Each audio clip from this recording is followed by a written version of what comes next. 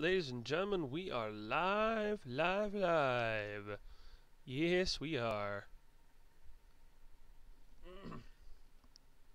It is, right now, currently, it's August 24th, 2017 at 3:31 p.m. Central, and we are live. And I have to do the usual thing of sharing my live stream on my Discord, and we will get the show underway.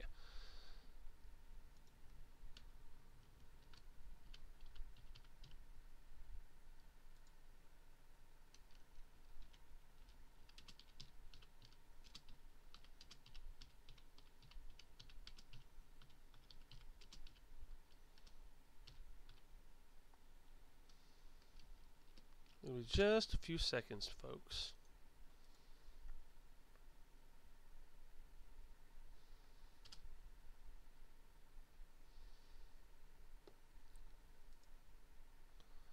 Okay, I got that all settled, and we can go to the actual live stream.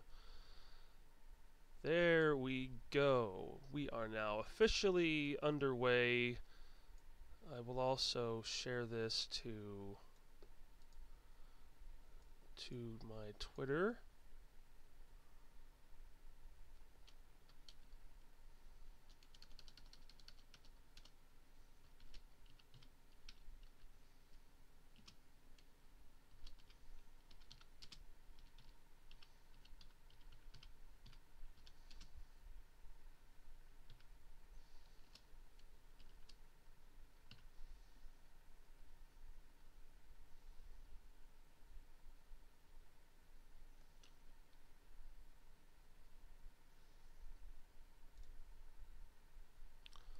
And also on my official Facebook page, I will share to my page.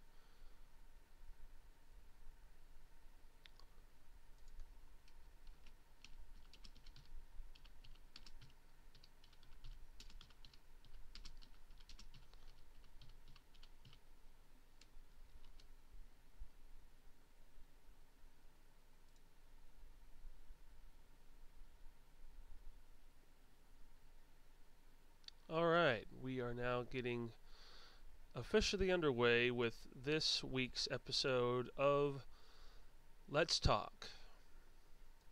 We are live. I want to start this stream off by saying I just watched the Renegade Media Group's reaction to Doug Walker's review of Tom and Jerry and Willy Wonka and the Chocolate Factory. My God, Nate was so upset at the end of that. Oh God, why was that movie a thing? Why was Tom and Jerry and Willy Wonka and the Chocolate Factory a movie that was put out?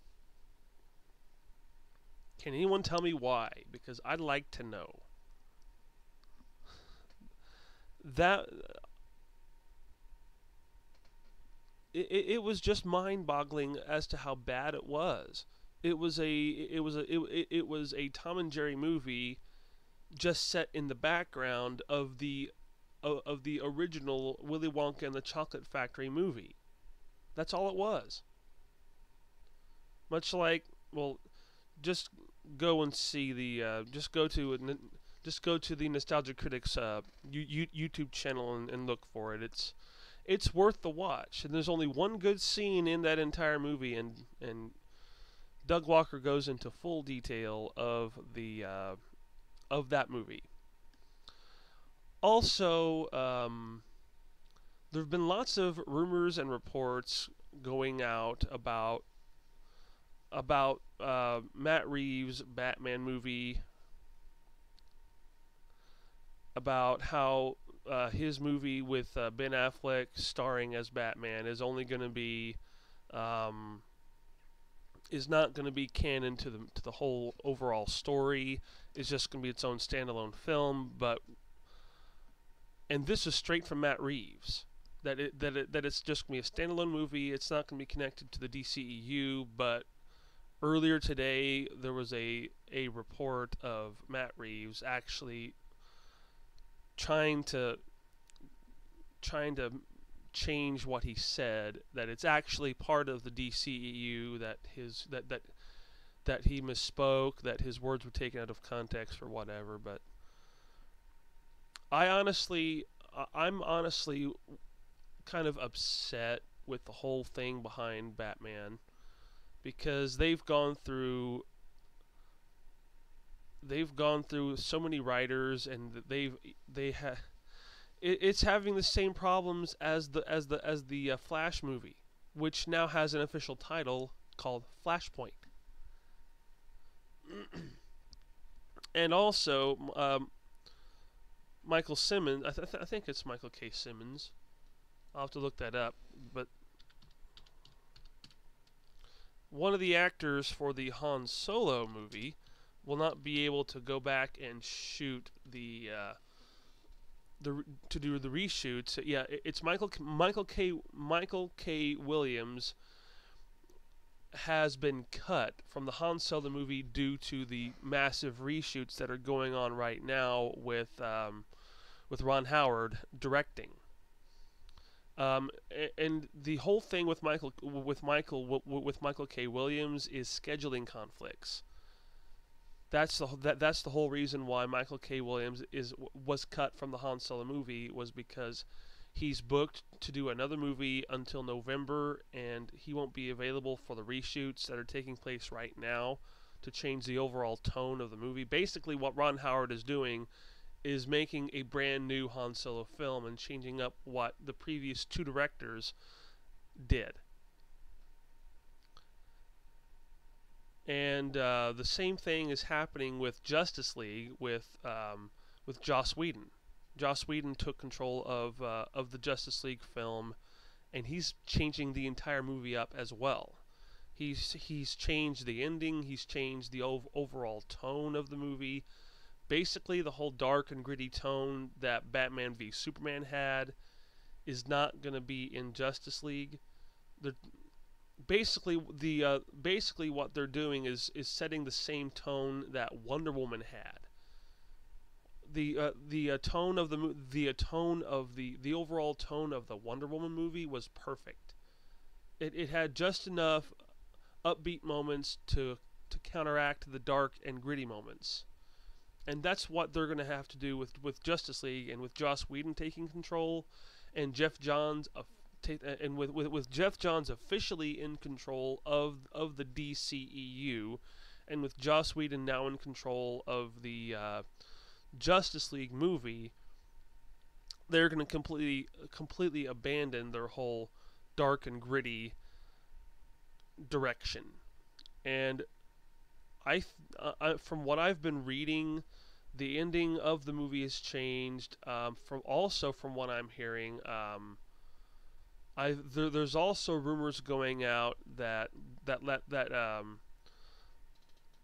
Lex Luthor is being cut from Justice League as well.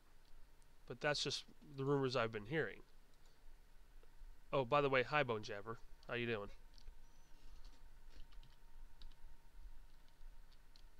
I've just heard that. I forgot the actor that plays Lex Luthor in this version of Justice League, of the DCEU.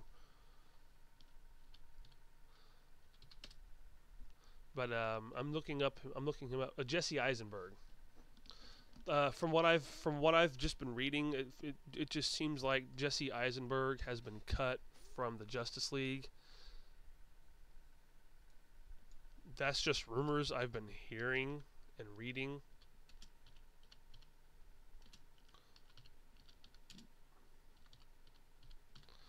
But I think that right now what Warner Brothers is doing right now with the overall tone of all of the movies is the right move. It's just what Warner Brothers did with Batman v Superman, and as well as Suicide Squad, was the wrong move. especially with Batman v Superman having multiple storylines in the same movie. And for those of you that have not seen, well, Batman v Superman is on DVD and Blu-ray right now. And by the way, hi Matt, hi Matthew Slinker, how you doing? For those of you that have not seen Batman v Superman, I would not recommend watching the theatrical cut. I would suggest you get the unrated extended edition of Batman v Superman, because I think that's a little bit better from what we actually got in the theatrical cut. Because I went to the movie theaters on day one release of Batman v Superman, and I saw the theatrical cut of it. There were some good points, but overall, there were some very, very bad points. But the one point of the movie where I got really mad was the way that the fight between Batman and Superman ended. With the whole Martha scene, you got to save Martha.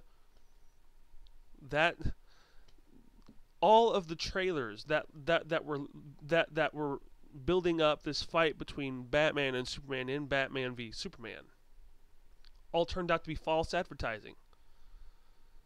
There were, especially all the promotions that a bunch of these restaurants did of Team Batman, Team Choose Your Side. Are you on Team Batman or Team Superman?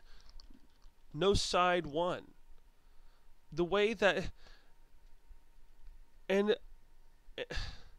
there is one trailer that Warner Brothers put out but quickly deleted from the internet, and that was the trailer that revealed the actual real story of the movie.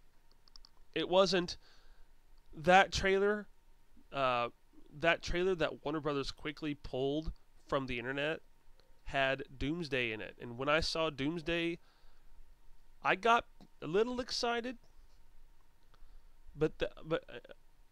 And that's when I realized that it's not. It was just stupid of them to do that. Of building up Batman v Superman, and making us think that the entire movie is going to be just Batman versus Superman. Didn't happen. About halfway through the movie, the fight between Batman and Superman ends with Lex Luthor and by the way, in Batman v Superman, the way Doomsday is brought into the movie, Lex Luthor takes the dead corpse of General Zod, takes it into the Genesis chamber, and mixes his blood in the Genesis chamber and creates what the Genesis chamber calls an abomination. Basically what happened is Lex Luthor created Doomsday from the corpse of General Zod. And that's how Doomsday was brought into the movie. Doomsday wasn't buried miles deep into the ground. They just took the dead corpse of General Zod and some of Lex Luthor's blood and just made it was stupid. Now, the fight between Batman v Superman, I was heavily invested in that fight, but when but the very minute my investment in that fight ended was when the whole Martha scene came up. Then my attention turned from the fight between Batman and Superman, and I was upset with the ending of that fight, but I got invested in the fight with Doomsday. Now, albeit the fight with Doomsday was kind of rushed, and basically everything in the movie was rushed. It really seemed like the movie was trying to be a movie that was rated R. They were pushing for an R rating, but they didn't know what to do with it. Warner Brothers had no idea what they were doing with Batman v Superman. They just put out Batman v Superman, in the hopes of trying to catch up with Marvel story wise. They said, "Hey, look, we got our Justice League now." Instead of if what DC should have done instead of getting the Justice League together right off the bat, they should have given each member of the Justice League their own movie. Starting off with Superman in Man of Steel, great. Then they should have had a Batman film. They should have given each member of the Justice League their own movie before they actually made a Justice League movie. But Warner Brothers wanted to play catch up. They wanted to get their team together so they could say, "Hey, we caught up with Marvel. Our team's together now. We can do the same thing Marvel did." Well, if they wanted to do the same thing as Marvel did, they should have just had each member of their team have a solo movie. But the Ultimate Edition of Batman v Superman is more watchable than the theatrical cut, because the theatrical cut is just a bunch of nonsense. At least with the Ultimate Edition, you're getting more context of what the movie was trying to tell. Even though it wasn't as good as the theatrical release, it still had a little bit of context. It just seems like Warner Brothers was doing the same thing they did with Richard Donner. In fact, they did do the same thing that they did with Richard Donner.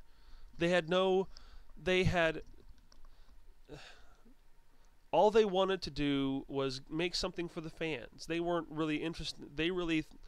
Warner Brothers in their mind thought, well, Superman's not going to be a successful movie. No one wants to see a comic book movie.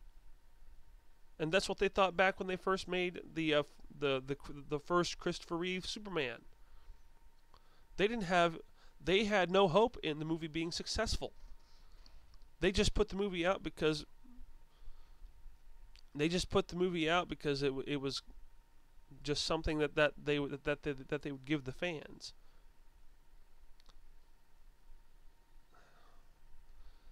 The first Christopher Reeve Superman was great. And the reason why it was great is because they had the budget to do it. All the special effects that were in the first Christopher Reeve Superman was done because they had a close to $90 million budget. But as Warner Brothers made more Superman movies with Christopher Reeve, the budget kept getting smaller and smaller and smaller, because Warner Brothers had no heavy interest in comic book movies, because the heads of Warner Brothers back then, and still do, and still hate comic books for some reason. They want to make movies. They want to make their comic books into movies, but they don't like comic books. It just seems like that the heads of Warner Brothers don't read any of the comic books that their DC Comics property is putting out.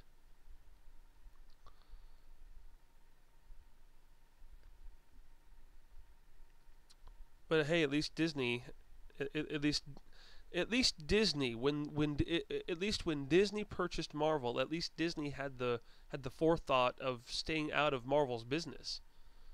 They gave Marvel their own studio, and once Marvel had their own studio, Disney stayed out of Marvel's business, and they just let Marvel make the movies the way they wanted to make them. But with Warner Brothers has to have their fingerprints all over everything, and they have to have their way, or else they won't make any more movies. Well, they will continue to make more movies. They just will hire actors. They will just hire directors and producers that will do what they say. Well, you hire Patty Jenkins, which was the best move that Warner Brothers could do for Wonder Woman, because quite frankly, Warner Brothers had no control over the Wonder Woman movie. Jeff Johns did. The Suit and Ties of Warner Brothers had Jeff Johns brought in as the head of the DCEU, so that way they won't mess up anything.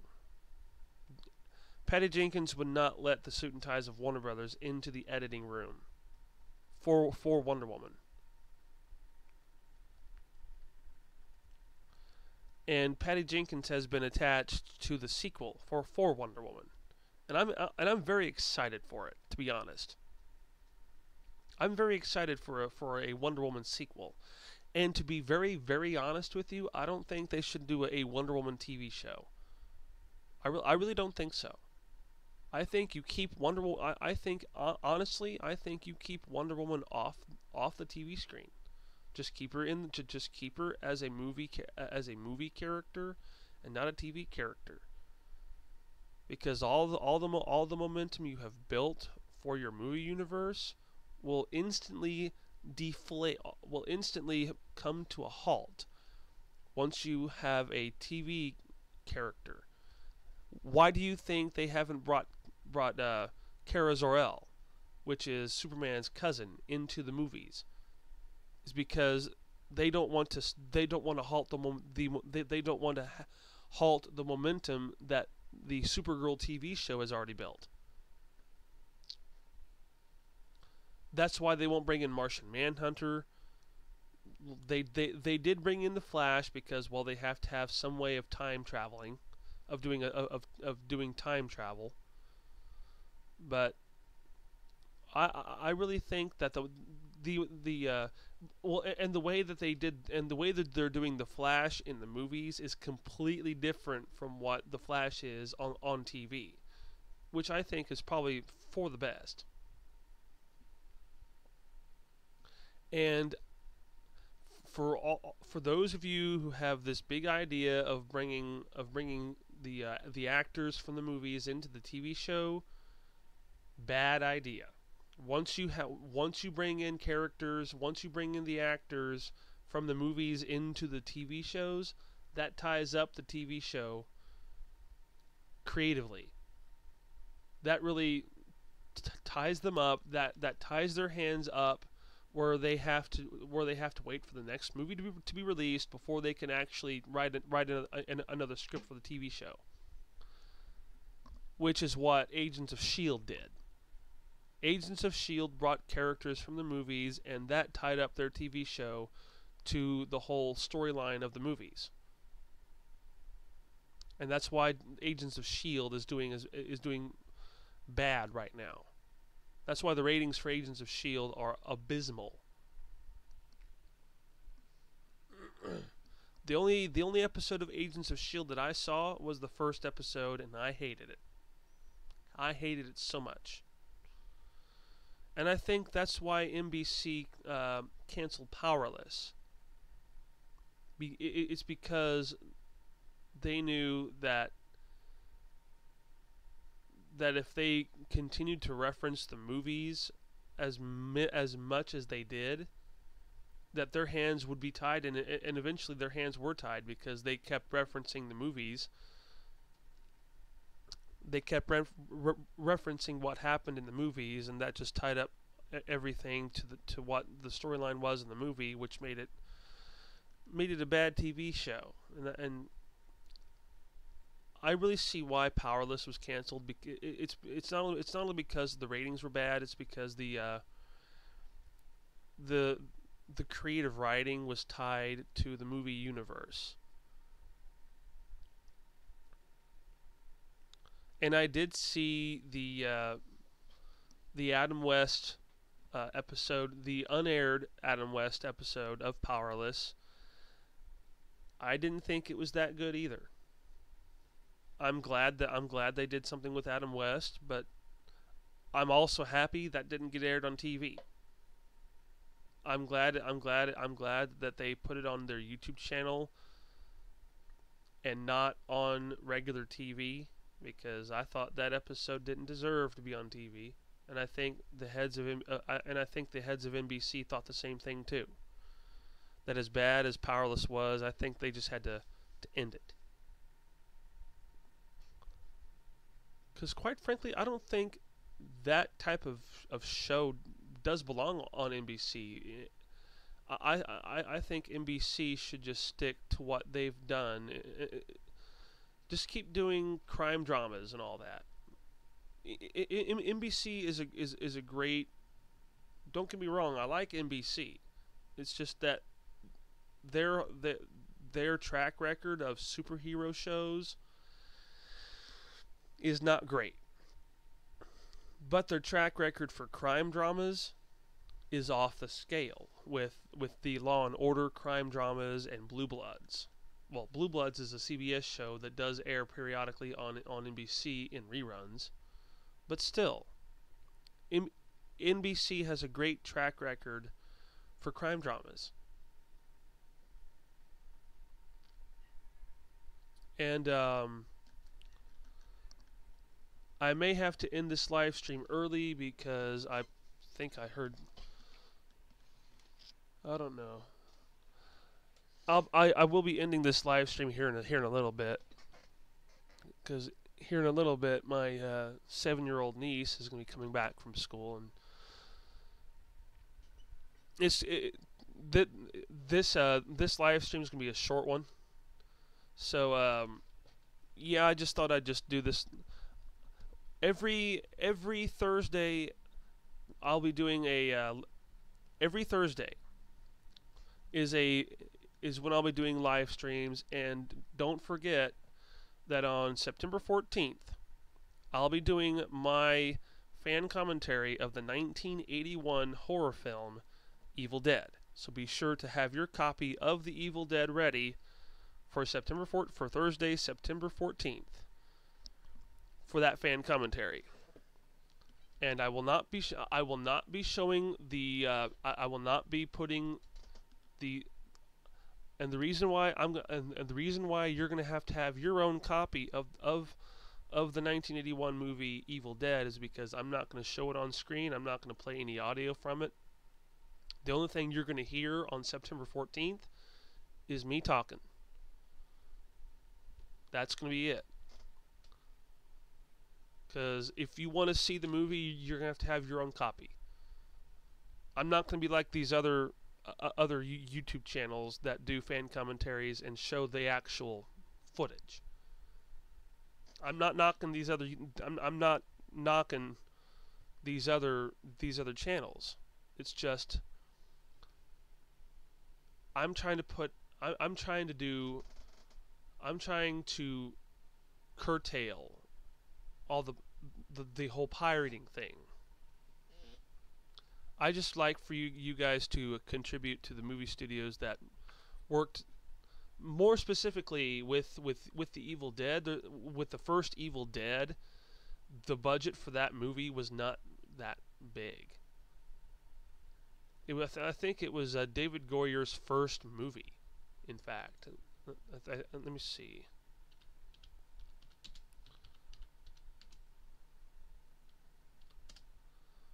Let me look it up on IMDb real quick.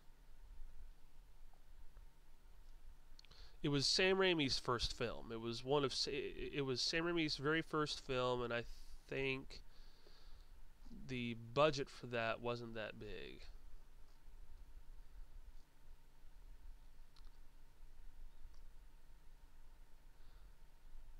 And if you also if you guys don't have your own copy of the Evil Dead, I think Amazon has it on. I think Amazon Prime. I think you can watch it on Amazon Prime for $6, I believe.